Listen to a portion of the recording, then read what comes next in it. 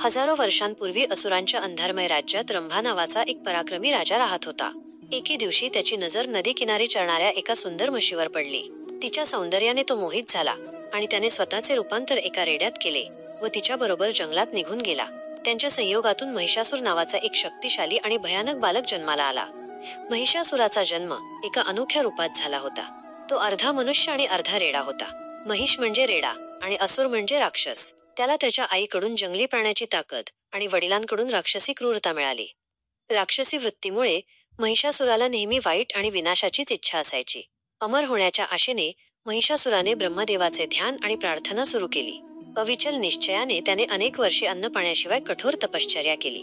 पृथ्वी कंप पावली, आकाश काळे झाले आणि अनंत काळानंतर त्याच्या प्रार्थना ऐकल्या गेल्या. अखेरीस त्याच्या भक्तीने प्रसन्न होऊन ब्रह्मदेव त्याच्यासमोर प्रकट झाले. ब्रह्मदेव, महिषासुरा, तुझ्या भक्तीने मी प्रसन्न आहे. तुला हवा तो वर माग. महिषासुर, हे ब्रह्मदेवा, मला अमरत्व हवे आहे. ब्रह्मदेव, हे अशक्य आहे.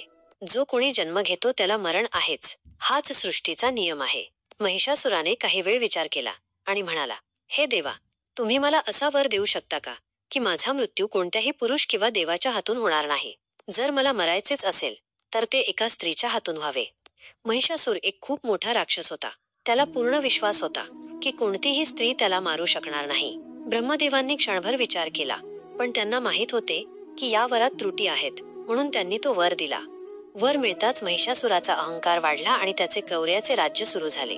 त्याने आपली राक्षसी सेना जमवली आणि पृथ्वीवरील मानवांवर हल्ला करायला सुरुवात केली. त्याच्या मार्गात येणाऱ्या प्रत्येक गोष्टीची तो हत्या आणि विध्वंस करू लागला. पृथ्वी जिंकल्यावर त्याने स्वर्गातील देवांबरोबर लढण्याचे ठरवले. त्याने आपल्या प्रचंड असुरी सेनेसह इंद्रदेवाचे निवासस्थान असलेल्या अमरावतीवर हल्ला केला. सर्व देवांनी महिषासुराविरुद्ध पूर्ण ताकदीने लढण्याचा प्रयत्न केला, पण त्याचा काही उपयोग झाला नाही. महिषासुर अजिंक्य होता. कोणताही देव किंवा मनुष्य त्याला हरवू शकला नाही. असुरांनी अमरावती जिंकली आणि देवांना स्वर्गातून हाकलून दिले. इंद्रदेव मदतीसाठी त्रिमूर्ती म्हणजेच भगवान ब्रह्मा, विष्णू आणि महेश यांच्याकडे धावले. ब्रह्मदेवांनी त्याला वराची आठवण करून दिली आणि सांगितले, कोणताही देव किंवा माणूस महिषासुराला मारू शकत नाही, तथापि एक स्त्री त्याला मारू शकते. परंतु तिन्ही लोकांमध्ये अशी कोणतीही स्त्री नाही जी या दुष्ट राक्षसाला मारण्याइतकी शक्तिशाली असेल.